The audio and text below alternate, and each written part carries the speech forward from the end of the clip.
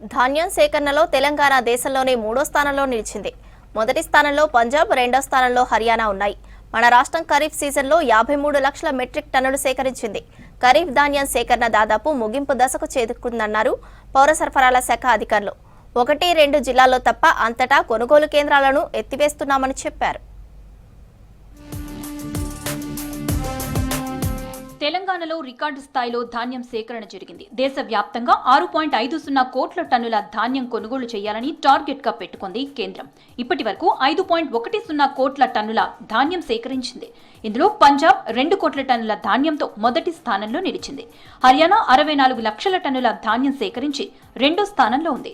తెలంగాణ ఈసారి ఊహించని విధంగా 53.14 లక్షల టన్నుల ధాన్యం సేకరణతో 3వ స్థానంలో నిలిచింది. గత 5 ఏళ్ల ఖరీఫ్ సీజన్లో చూస్తే ఈ వానాకాలం రికార్డు స్థాయిలో ధాన్యం సేకరణ జరిగిందన్నారు అధికారులు. రాష్ట్రంలో ఖరీఫ్ సీజన్ ధాన్యం సేకరణ ముగింపు దశకు చేరింది. కొత్తగూడెం, ఖమ్మం, మెదక్ జిల్లాల్లో మాత్రమే కొనుగోలు సెంటర్లు మిగిలిన ధాన్యం సేకరిస్తున్నాయి. అవి కూడా మరో 2 రోజుల్లో క్లోజ్ చేయనున్నట్లు సమాచారం. ఈసారి రాష్ట్ర వ్యాప్తంగా 8,322 కేంద్రాలు ఏర్పాటు చేసి 53.14 లక్షల మెట్రిక్ టన్నుల ధాన్యాన్ని సేకరించింది. సేకరించిన దాంట్లో దొడ్డు రకం 29.54 లక్షల మెట్రిక్ టన్నులు, సన్నాలు 23.59 లక్షల మెట్రిక్ టన్నులు ఉన్నాయి. రైతులకు 11,889 కోట్లు చెల్లింపులు చేసింది సర్కార్.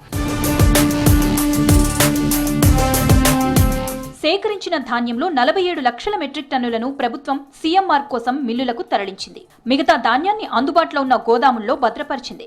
గత సీజన్తో పోలిస్తే ఈసారి ధాన్యం సేకరణ రికార్డు స్థాయిలో జరిగింది. గత ఖరీఫ్లో 46 లక్షల మెట్రిక్ టన్నులు సేకరించారు.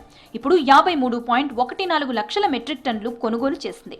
మరో 45 లక్షల మెట్రిక్ టన్నుల ధాన్యం మిల్లర్లు, వ్యాపారులు, రైతుల నుంచి కొనుగోలు చేసినట్లు అధికారులు అంచనా వేస్తున్నారు.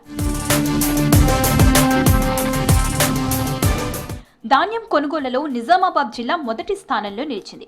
ఆ జిల్లాలో 4.91 లక్షల మెట్రిక్ టన్నుల ధాన్యం సేకరణ జరిగింది.